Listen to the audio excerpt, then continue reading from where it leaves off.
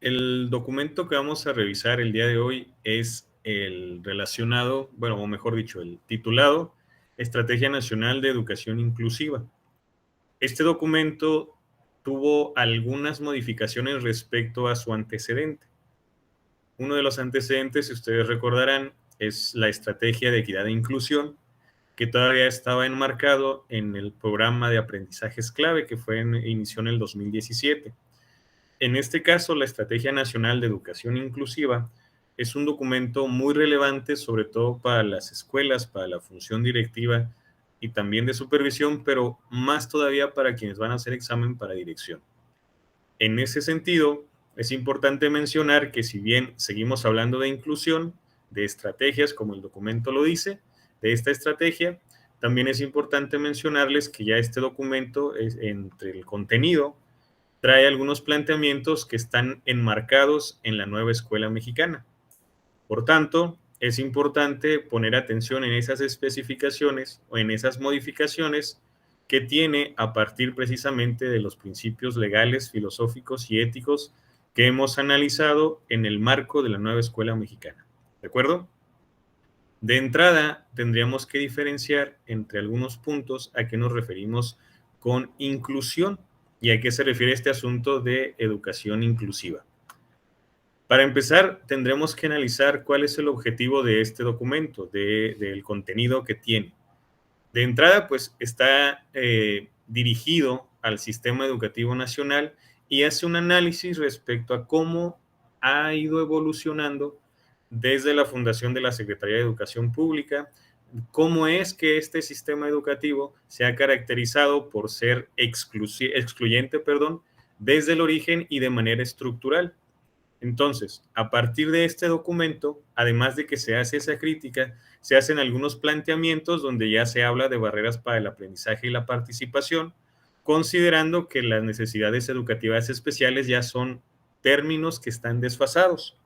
Ustedes seguramente en las escuelas han escuchado todavía en algunos espacios que maestros o maestras hablan de necesidades educativas especiales. Esto es una concepción que queda rebasada y que llega esta otra concepción que habla de barreras para el aprendizaje y la participación. Algunas personas consideran de manera equivocada que las barreras para el aprendizaje y la participación tienen las mismas implicaciones que las necesidades educativas especiales y que lo único que cambia son las palabras, pero no es así. Durante el desarrollo de esta presentación vamos a ir analizando y reflexionando cómo es que además de las palabras también cambia todo el fondo, todo el contenido que conlleva estos términos de barreras para el aprendizaje y la participación. Ahora, en ese sentido, vamos a analizar también cómo es que estas barreras para el aprendizaje y la participación dificultan el aprendizaje y son excluyentes, generan exclusión para niños, niñas, adolescentes y jóvenes. ¿Sí? Entonces, básicamente el objetivo de este documento es eso, hace una crítica y también una propuesta respecto a cómo pudiéramos abordar este asunto de las barreras para el aprendizaje y la participación que nos lleven a un sistema educativo nacional y a escuelas ya más en concreto desde un enfoque de inclusión. ¿De acuerdo? En ese sentido, pues lo primero que tendremos que hacer es definir a qué nos referimos con la educación inclusiva. Y en este caso, a diferencia de otras concepciones como la integración, aquí se habla del acceso, sí, a las escuelas, también se habla de la permanencia, pero va más allá de esas únicas partes, sino que habla también de participación activa, no únicamente estar ahí presentes, y además esa participación tiene que dar como resultado el aprendizaje. El aprendizaje en términos de excelencia, que es la palabra que está establecida en el artículo 3º en la Ley General de Educación y otros documentos que hemos revisado con anterioridad. Ahora, en ese sentido, se habla de poner énfasis, o al menos este documento así lo hace, y los otros que mencioné también, de poner énfasis en este asunto de las poblaciones vulnerables, hablando de aquellos alumnos y alumnas que se encuentran excluidos o excluidas, en situación de marginación o en riesgo de estarlo, ¿sí? Eso ya lo hemos analizado en otros documentos. ¿A qué nos referimos con estas poblaciones vulnerables? ¿Cómo va a suceder esto? A partir de la eliminación de las barreras para el aprendizaje y la participación, y estas barreras tienen distintas variantes, ¿sí?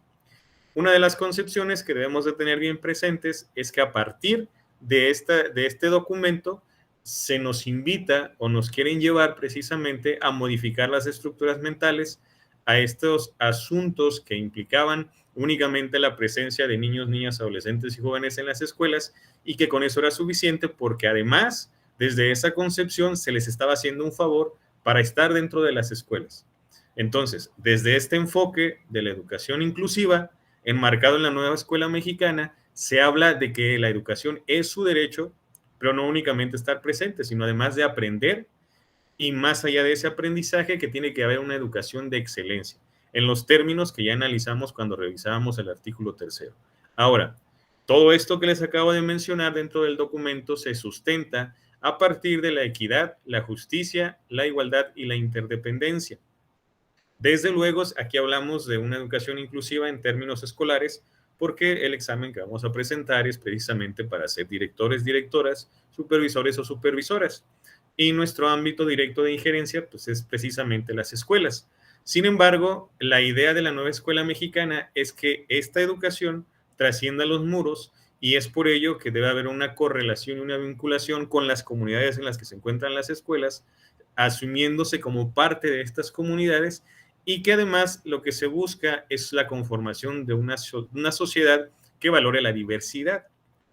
Y cuando hablamos de diversidad, nos referimos no únicamente a las evidentes que tienen que ver con los rasgos físicos, con alguna discapacidad, con algo que se ve a simple vista, sino que también hablamos de esta diversidad a partir de distintas culturas, a partir del lenguaje, a partir del origen étnico, entre otras circunstancias. Ahora, este documento o esta educación inclusiva tiene ciertos principios rectores, y estos principios rectores son los que ustedes pueden ver aquí en la pantalla. No voy a leerlos de uno por uno, más bien voy a hacer referencia a los que nos pueden dar pauta para poder atender los planteamientos en el examen, y que desde luego lo ideal sería que los lleváramos a la práctica ya en lo cotidiano. De entrada, no debemos perder de vista este asunto de la excelencia en la educación, porque si ustedes recordarán, en reformas anteriores, la palabra clave para poder identificar o distinguir de la nueva escuela mexicana, en ese entonces era calidad. Aquí ya no se habla de calidad, sino que se habla de excelencia, la cual implica el máximo logro de los aprendizajes, atendiendo y respetando las características de cada persona. Otro de los aspectos que también debemos de tomar en cuenta es esta cuestión de la igualdad sustantiva. Esta igualdad sustantiva no se refiere a este asunto de darle lo mismo a todas las personas, sino más bien se refiere a que todas las personas, por el simple hecho de ser humanos, seres humanos, tenemos derechos, y esos derechos hay que respetarlos, hay que valorarlos y hay que hacerlos valer además de todo. Los propios, y en ese mismo sentido el reconocimiento de que las demás personas que están en nuestro entorno también tienen derechos y también deben de ejercerlos.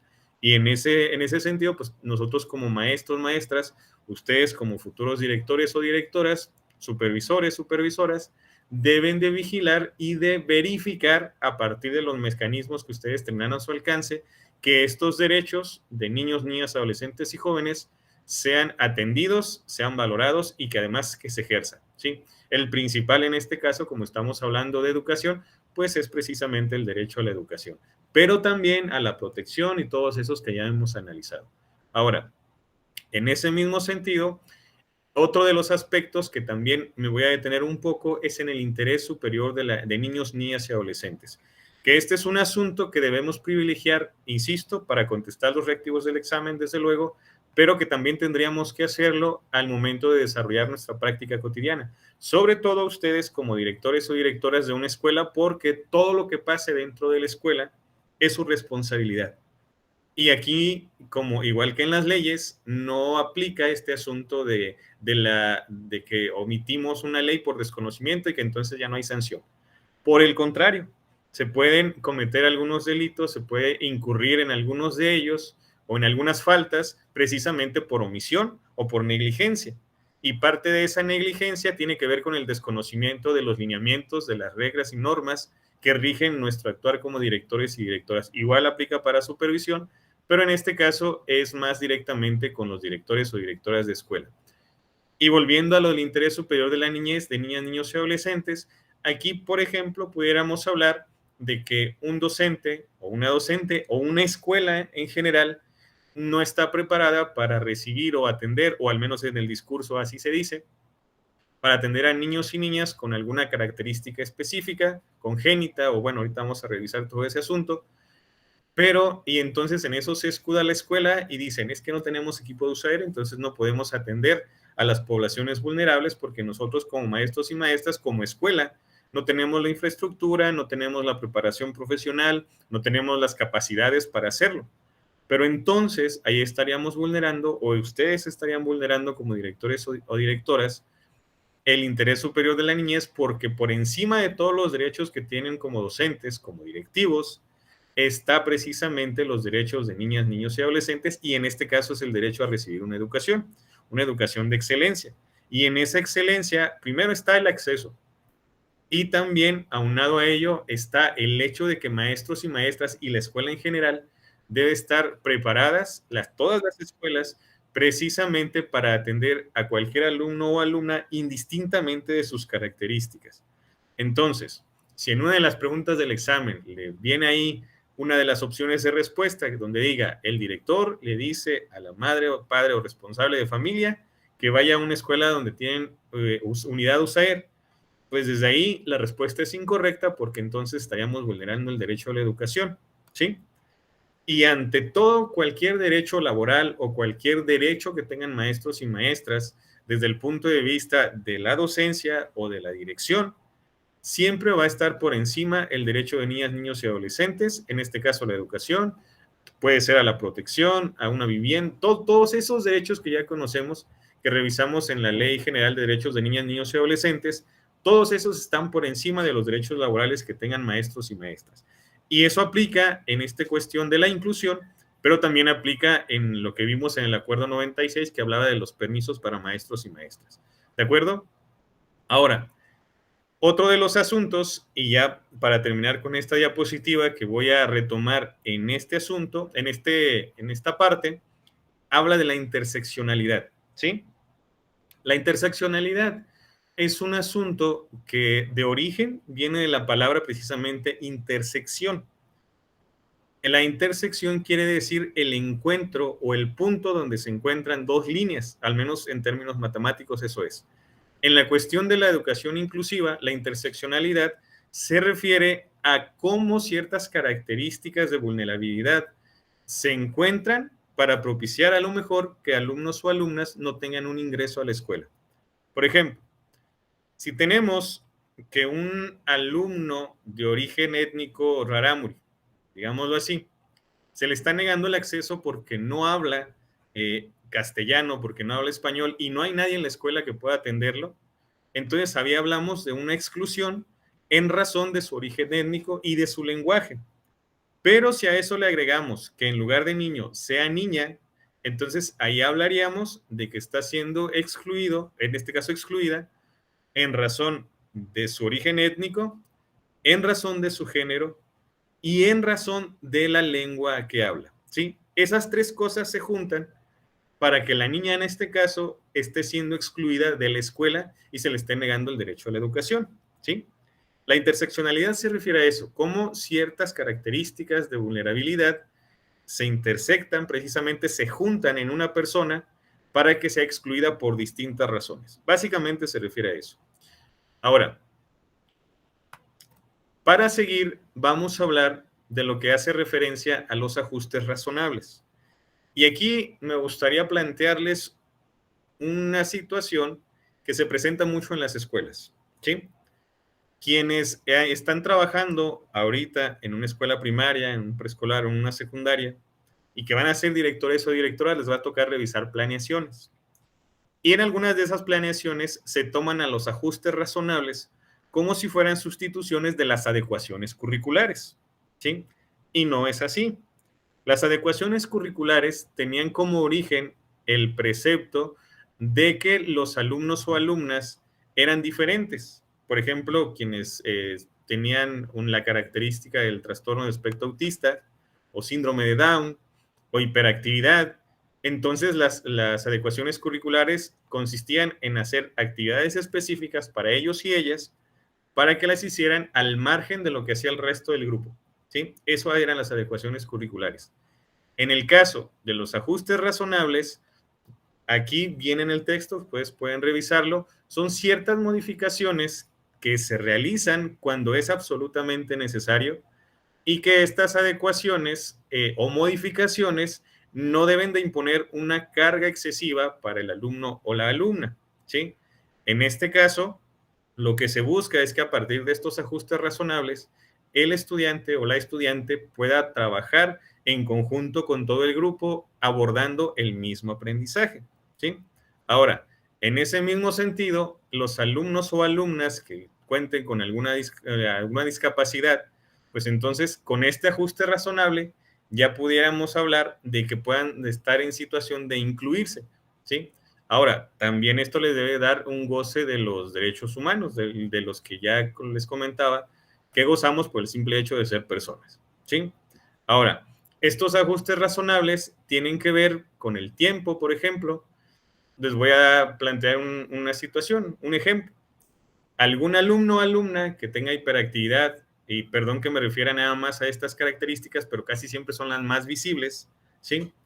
Y que por esa característica le sea muy difícil permanecer toda la jornada desde las 8 hasta la 1 o a las 12:30, entonces se reúne un equipo interdisciplinario, por ejemplo, el docente tiene que estar presente, la docente, el equipo de USAER, la dirección y los especialistas que sean necesarios para determinar que el niño o niña no puede estar toda la jornada en la escuela y por tanto se decide que en lugar de que esté hasta las 12:30, se esté hasta las 11, ¿sí? No es una decisión que tome una sola persona.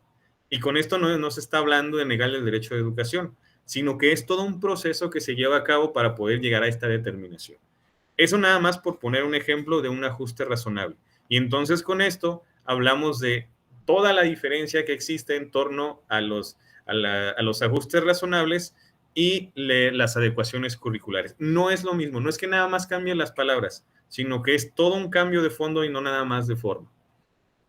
Ahora, en cuanto a las barreras para el aprendizaje y la participación, aquí viene la definición conceptual, pero me parece que un ejemplo muy sencillo para poder hacer de manera más gráfica esto de las barreras para el aprendizaje y la participación es el siguiente.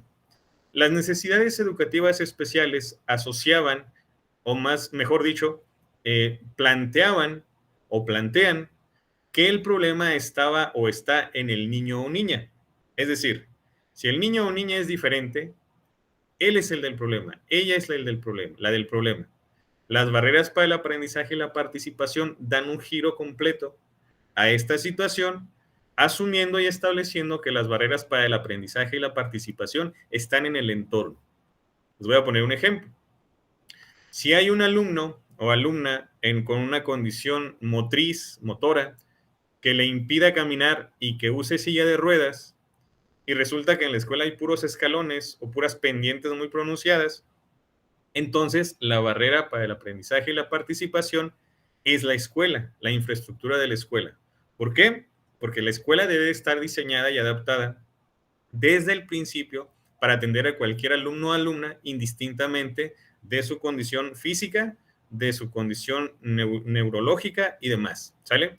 Que en la realidad me van a decir, pues sí, pero a ver, dígame qué escuela está así. Bueno, pues recuerden que en estos ejemplos que estamos poniendo, estamos hablando del deber ser y de cómo deberían estar las escuelas y cómo debería estar el sistema educativo nacional. En algún espacio, si ustedes gustan, podemos debatir esos temas ya de manera más subjetiva y realista. Pero para el examen sí es muy importante que ustedes consideren estos aspectos, ¿sí?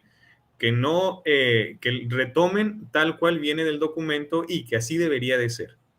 Otro ejemplo de una barrera para el aprendizaje y la participación, considerando que están en el entorno, puede ser la manera en que un maestro o maestra da sus clases a un grupo que no está adaptado a esas características, ¿sí? Por ejemplo, si estamos hablando, insisto, de un alumno con, se me ocurre, hiperactividad y déficit de atención, y resulta que el maestro o maestra tiene un montón de dibujitos pegados alrededor de su salón. ¿Qué creen que va a pasar con eso? Pues resulta que el déficit de atención está asociado con la distracción casi inmediata y sobre todo si el maestro o maestra se la pasa hablando, hablando, hablando y no pone actividades considerando las características del grupo, pues entonces en este caso la barrera para el aprendizaje y la participación es el maestro o maestra. ¿De acuerdo? Ahorita vamos a poner más ejemplos cuando hablemos de cómo se categorizan estas barreras para el aprendizaje y la participación desde el punto de vista de este documento. Cuando hablamos de discapacidad, aquí básicamente se sigue manteniendo este término, pero se enfoca precisamente a la interacción que existe entre una persona y las limitaciones físicas o mentales asociada a las barreras debidas a la actitud y al entorno que evitan la participación plena y efectiva en la sociedad. ¿A qué se refiere esto? Básicamente, hace referencia a cómo es que ciertas personas batallan a partir de sus características físicas. Por ejemplo, se me ocurre la ceguera, que es una de las características físicas, y cómo se batalla cómo batallan o cómo se les dificulta conducirse, porque en México específicamente la infraestructura no está diseñada para que las personas con esa característica puedan conducirse por las calles de manera fácil, digámoslo así, sencilla. Y si hablamos de mentales, pues ahí hablaríamos de algunas cuestiones neurológicas que pueden ser congénitas o pueden ser a partir de un suceso, algún accidente o algo, y entonces sucede lo mismo. En las escuelas pasa muy seguido. Y también hablaríamos de las cuestiones de actitud y el entorno que ahorita vamos a detallar en cuando hablemos de las barreras más comunes que plantea el documento. En relación a la igualdad sustantiva, pues aquí no me voy a detener mucho porque aquí básicamente de lo que hablamos es que, insisto, por el hecho de ser personas, indistintamente de nuestras características físicas, mentales, culturales y demás, podamos gozar y hacer ejercicio de los derechos humanos y las libertades fundamentales, mismas que ya hemos analizado y que están incluidas en la Constitución Política y en algunos otros tratados internacionales. Ahora, si hablamos de exclusión, aquí primero hablamos de privación de derechos fundamentales, como el de la educación, como el del cuidado, ¿sí? Excluimos cuando a las personas que consideramos diferentes las tratamos de manera distinta, de manera peyorativa, ya sea voluntaria o involuntariamente, ¿sí? Ya sea por negligencia, por omisión o con toda la intención a partir de nuestros prejuicios, ¿de acuerdo? Todo mundo tiene libertad de asistir a la escuela, pero ciertas actitudes o ciertas acciones, a veces en la escuela, a veces, insisto, en ese afán de que no estamos preparados o preparadas para atender ciertas situaciones, pues entonces, con esas acciones, las invitaciones que se hacen, oiga, señora, señor, yo le recomiendo, mire, que mejor se vaya a esa otra escuela porque ya le van a dar una mejor atención. Ahí estamos excluyendo, ¿sí? ¿Por qué? Porque le estamos privando del derecho fundamental que es la educación. Ahora, esto se enlaza con el siguiente punto, que es desde el acceso. Si les negamos la entrada a niños y niñas, un ejemplo muy sonado en algunos estados, principalmente aquí en Chihuahua, fue todo este asunto que se generó en educación media superior con la cuestión del cabello. En las primarias, toda esa situación que se genera a partir de los uniformes, o del cabello largo, del cabello corto. Todo eso que se genera, todos esos reglamentos que tienen establecidos entre sus principios, entre todo lo que se decide a partir de los adultos, de las personas que consideran que saben más, pueden estar incurriendo en negar el acceso a niños y niñas. No les van a decir, tú no entras por esto, sino que en los reglamentos se establece y todavía hacen que los papás nomás son responsables lo firmen. Eso no valida esta cuestión de la exclusión, ¿sí? Entonces, aunque no le cierren la puerta, si en el reglamento dice así y por tanto no puedes entrar, ahí estamos hablando también de exclusión en cuestión desde el acceso. Y del abandono escolar, aquí hay que tener mucho cuidado porque pareciera que a veces en las escuelas, desde el punto de vista de la nueva escuela mexicana y en general de todos los documentos de inclusión, pareciera que nosotros como maestros y maestras o directoras de escuela, en esto no tenemos mucho que ver, pero en realidad sí tenemos mucho que ver. ¿Por qué?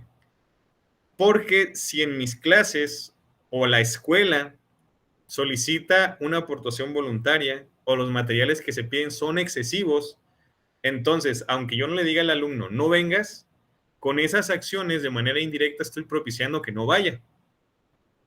O desde la privación de derechos fundamentales yo pido materiales muy costosos o inaccesibles por las razones que sean. Entonces yo estoy propiciando que no tenga acceso al aprendizaje el niño o la niña y que además esto poco a poco se va a ir acumulando hasta que no tengan otra opción más que abandonar la escuela. En primaria pasa, pero no tanto como en secundaria. En secundaria es todavía más común esta situación, ¿sí? Pero de todos modos, como directores y directoras deben tener muy presente esto, porque a veces nos quedamos con esta idea de que no, es que yo no les cierro la puerta ni tampoco les digo que no vengan. No, pero de manera sutil, llamémosle así, con ciertas acciones se propicia esto. Y entonces en el examen les preguntan, ¿cuál sería una medida, o mejor dicho, una acción que propicie el abandono escolar desde el enfoque de la educación inclusiva de la nueva escuela mexicana? Y resulta que ahí viene esto de los materiales demasiado costosos, pues esa precisamente es una manera en la que se excluye, se propicia el abandono escolar a partir de una situación indirecta, pero que sucede, ¿sí? Ahora, en ese mismo sentido, tendremos que hablar de los principales rasgos de la educación inclusiva. Primero, esto es bien importante porque a partir de estos planteamientos, ustedes los van a poder relacionar y van a poder dar respuesta acertada a muchas de las preguntas que van a venir en el examen. Y además, insisto, aunque el examen es el pretexto, me parece que esto tendría que hacernos reflexionar y nos tendría que servir para nuestra práctica cotidiana. ¿Por qué? Porque la educación inclusiva, para empezar, debe de estar diseñada para atender a todas las comunidades educativas que son diversas en sí, porque todos y todas somos diferentes, ¿sí? Y estas diferencias se expresan desde el lenguaje, la cultura, el origen étnico, toda la manera en la que nos conducimos, en cómo nos vestimos, todo eso. Ahora, en ese respeto a la diversidad y a partir de este sustento legal, filosófico y teórico, es que entonces el uniforme, por ejemplo, pierde relevancia a partir de estas diferencias que tenemos, ¿sí? Hay muchas personas que dicen, es que el uniforme hace esto, sí, pero para el examen, las opiniones que podamos tener son irrelevantes en términos de que ahí lo que cuenta para el examen son precisamente las leyes y las normas que nos están rigiendo en este momento. Ahora, de igual manera, se tiene que estructurar un sistema educativo que no es solo un tema transversal, sino que es un tema complejo, es decir, que tiene muchos factores, que todos están relacionados con todo. Y en ese sentido, entonces no podemos ver a la educación inclusiva nada más como que yo sí acepto a niños y niñas y por tanto ya están en la escuela. No, eso es solo el principio, pero no es lo único. Y por último, promueve una forma de convivencia basada en el valor de la diversidad. Lo que pasa es que a veces entendemos la diversidad como este asunto de las diferencias evidentes de las que les hablaba hace un momento. Pero la diversidad tiene que ver con todos los rasgos físicos, culturales y demás, ¿sí? No es nada, no nada más está asociada a lo que se puede ver de manera a simple vista. En cuanto a las barreras para el aprendizaje y la participación, aquí en el documento establecen de tres, ¿sí? Primero habla de las barreras normativas, luego las estructurales y por último las didácticas. Probablemente en algunos documentos ustedes se puedan encontrar algunas otras, ¿sí? Pero aquí nos vamos a basar en estas porque son las que plantea este documento específicamente. Primero, vamos a hablar de las normativas, que en este caso tendríamos que hacer referencia a todas estas circunstancias, a todas estas situaciones que tienen ausencia de perspectiva de inclusión en el caso de las leyes educativas. Y eso estamos hablando a nivel macro, ¿sí? Del sistema educativo nacional y de toda la legislación. Pero si lo aterrizamos en las escuelas, entonces ahí tendríamos que hablar de los reglamentos, que en términos estrictos ya ni siquiera se deben de llamar reglamentos. Se llaman ahora acuerdos de convivencia escolar. Y esto tiene también, además de que cambian en el título, también tienen un cambio de fondo. Porque cuando se llamaba reglamento, regularmente quienes decidían qué es lo que estaba bien y qué es lo que no, y cuáles eran los castigos y cuáles no, eran las personas adultas, regularmente el colectivo escolar, y ya nada más se los entregaba a los responsables de familia y que lo firmen, y tenían que acatarlo. En cuanto se vuelve un acuerdo escolar de convivencia, ahí hablamos precisamente de eso, de llegar a ciertos acuerdos donde debe participar toda la comunidad educativa porque eso nos hace corresponsables, ¿sí? Y entonces, si en ese reglamento dice que si alguien no lleva el uniforme, se queda fuera de la escuela, ya hay una ausencia de una perspectiva de inclusión. Si en ese acuerdo, aunque le pongan de título acuerdo, dice que si llega 5 minutos después de la hora de entrada a la escuela, entonces te cierran la puerta, también hay ausencia de una inclusión y por tanto están siendo excluyentes, ¿sí? En ese mismo sentido, aquí hablamos de la existencia de programas o subsistemas educativos creados para atender determinados grupos vulnerados, lo que crea ciertas lagunas y pues no cierta, sino hay exclusión que impide la interacción, ¿sí? Aquí tenemos un tramo largo por recorrer todavía, pero en el estricto sentido del documento, aquí lo que habla es precisamente este asunto de no hacer a un lado lo diferente. Y con esto queremos decir que en esta práctica que lleva en algunos grupos a decir, a ver, esta fila es de los niños que no leen, esta fila es de los niños que más o menos leen, y esta otra fila es de los que sí leen. Esa es una práctica excluyente, porque están segregando, porque están separando a lo que es diferente. Y por tanto están etiquetando y están estigmatizando. ¿De acuerdo? Ahora, de igual manera, hay otras normas, hay otros reglamentos que además de todo esto que ya les acabo de mencionar, no dicen explícitamente que no van a entrar a la escuela, pero sí entorpecen o vulneran este derecho a la educación, como es el del cabello, por ejemplo, que les ponía. Con el cabello largo no puedes entrar. La entrada es libre, no más que pues ustedes ya firmaron el reglamento que dice que si traes cabello largo no puedes entrar.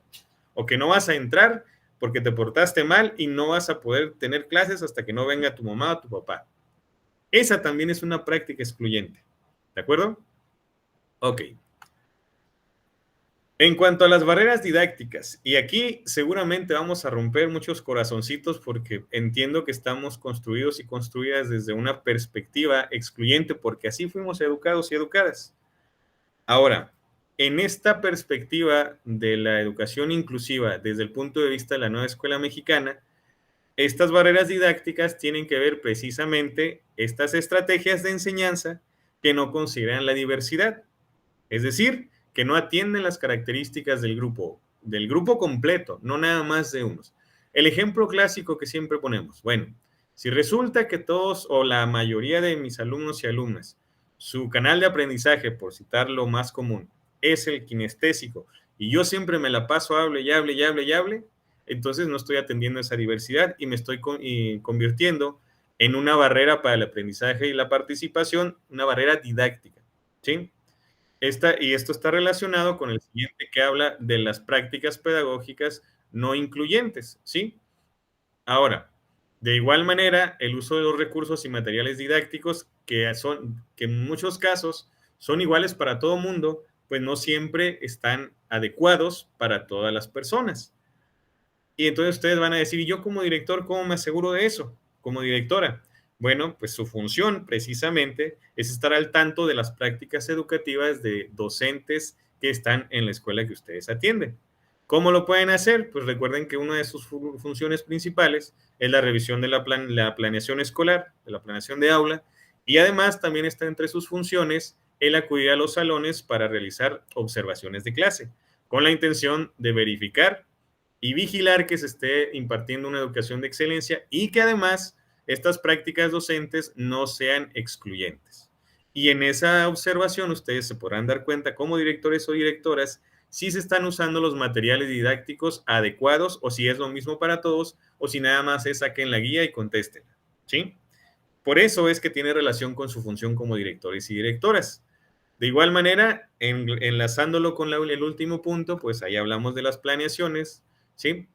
Que si bien es cierto, regularmente se ve como un trámite administrativo que ustedes firman y autorizan como directores o directoras, La realidad, desde el punto de vista normativo, es que ustedes deben de verificar que atienda las características de los grupos.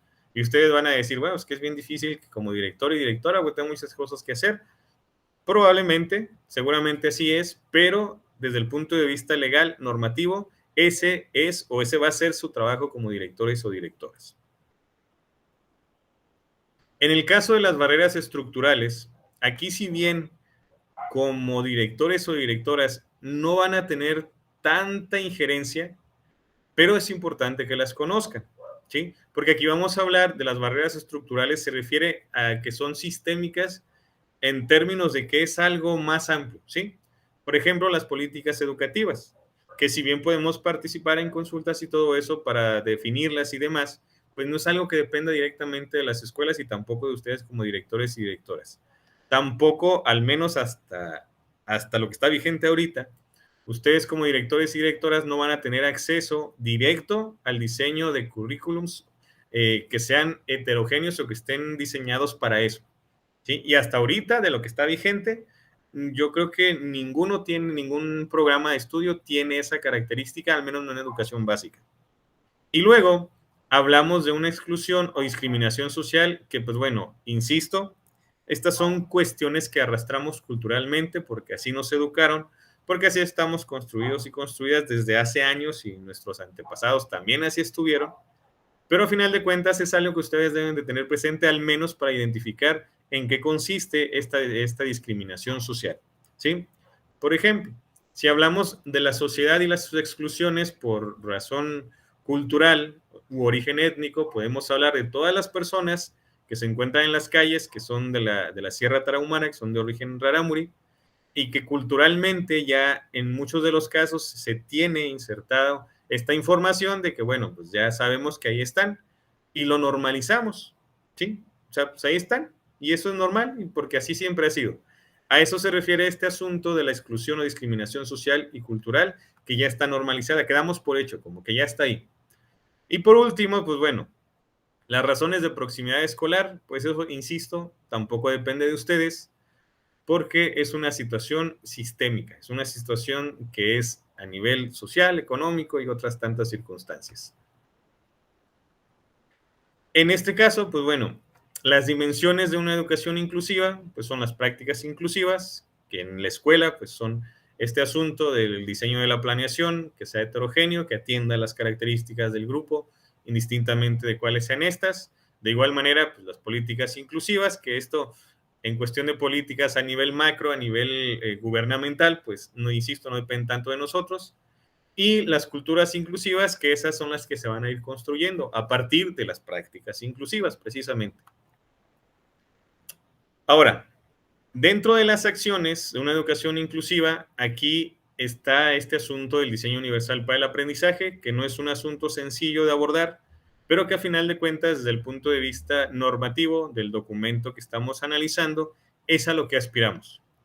Este asunto del DUA quiere decir que desde el principio, y se los voy a decir así bien resumido y bien concreto porque es algo muy amplio, el DUA hace referencia a que desde el momento en el que te sientas a planear, tú como docente, tú como directivo, si vas a construir algo, si vas a gestionar espacios, desde que están orquestando toda esta planeación, todo lo que sea que vayan a hacer en pro de la educación de niños y niñas, debe estar pensado para que en el camino ya no le hagan ningún cambio, que todos y todas puedan tener acceso a ese aprendizaje, ¿sí? Por ejemplo, si estamos hablando de que se va a construir un comedor escolar, por citar un ejemplo nada más, y resulta que en la escuela no hay alumnos o alumnas que usen silla de ruedas. Y entonces ustedes como directivos van a decir, es que pues no hay, entonces no ponemos rampas, porque no hay. Eso no es diseño universal para el aprendizaje. El diseño universal para el aprendizaje es decir, ok, no hay, pero seguramente algún día va a haber. Entonces pongo rampas por si se requiere. ¿Sí? Y ya las demás personas usen o no silla de ruedas, van a elegir si usan escaleras o usan la rampa. ¿Sí? Ahora, en cuestión de la planeación didáctica para las aulas de clase, ahí aterrizamos desde otro ejemplo. El diseño universal para el aprendizaje implica que si ustedes consideran desde el conocimiento de las características del grupo que van a tener alguna dificultad, como por ejemplo, voy a poner una actividad que involucre hojas de colores y les voy a pedir hojas de colores a niños y niñas. Es un ejemplo simple. Y entonces yo voy a considerar, si ya sé que no van a llevar las hojas algunas personas, pues me voy a preparar con hojas de colores dentro de mis posibilidades para que todos y todas puedan participar. Si les voy a poner un rompecabezas que sé que van a batallar ciertos niños y niñas, pues voy a diseñar distintos tipos de rompecabezas, unos con menos piezas, unos con marco, otros sin marco, dependiendo de las características, ¿sí? A eso nos lleva el aprendizaje, el diseño universal para el aprendizaje, a considerar todas las características desde el inicio de la planificación para que en el desarrollo no se tengan que realizar o sean las menos modificaciones posibles, pensando en todas las características de todos y todas. En ese sentido, pues dentro del diseño universal para el aprendizaje, pues ahí hablaríamos de accesibilidad, de medidas específicas, que estas, bueno, también es todo un tema que básicamente hace referencia a ciertas acciones que se deben de llevar a cabo para que se puedan atender a todos y todas las niñas. Y en el uso de apoyos, los apoyos regularmente son temporales, ¿sí? Es decir, mientras se supera o mientras se hace menos evidente la barrera para el aprendizaje y la participación que enfrentan niños y niñas, ¿de acuerdo? Y estos apoyos, insisto, no es nada más que la mamá les diga, oye, es que mi niño necesita, mi niña necesita esto. No, es todo un conjunto de personas que se reúnen y aquí entramos en este otro terreno que se vuelve costumbre donde dicen, es que USAER tiene que decirnos qué hacer. Y es que USAER tiene que llevarse al niño o la niña y es su trabajo. No, la realidad es que la USAER es un apoyo y tiene la función de asesoría para maestros y maestras y en general para colectivos escolares. De hecho, las unidades USAER tienen una característica itinerante. ¿Qué quiere decir esto? Que van a estar en una escuela mientras el personal tiene esa formación para atender desde la inclusión. Una vez que esto ocurre, se mueven. Pero, pues bueno, ya las costumbres nos llevan a otras prácticas, pero desde el punto de vista normativo, quien debe de atender todas estas cuestiones de inclusión es el maestro o maestra de grupo, la escuela en general, desde luego el director o directora. Porque entonces, si desde la dirección se solicita que se atienda todo esto, pues el director o directora es la primera o primero que tiene que estar ahí con todos estos temas. Ahora, pues ya acabamos. Me extendí un poquito, pero ya con esto concluimos con la presentación. Espero que les haya sido de utilidad